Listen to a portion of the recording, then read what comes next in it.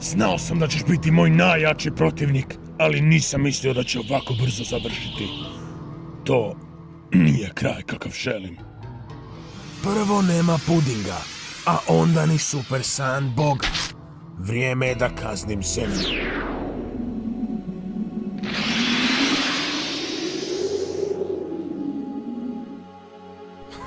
Ponosit ću se time što je trebao Beerus uništiti da me pogubi.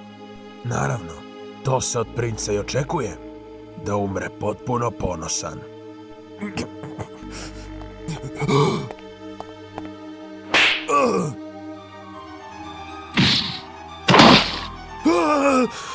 Kako se usuđuješ?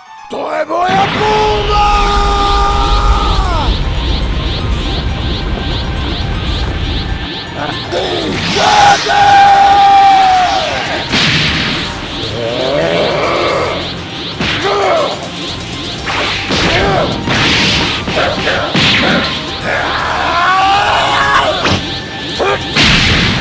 Nevjerojatno!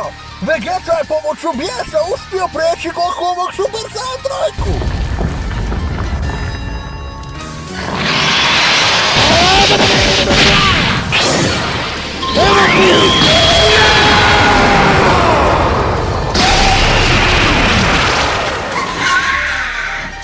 Ma koji vrag? Jesam ga!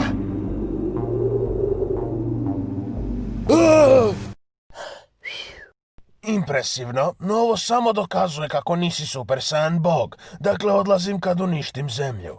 I sad! Samo malo, gospodine. Dakle, ovo je morski jež. Još je bolje od tune. Ne mogu ti to dopustiti! Zašto moraš stalno uništavati? Vegeta, nemoj odugovlačiti. Odlučeno je.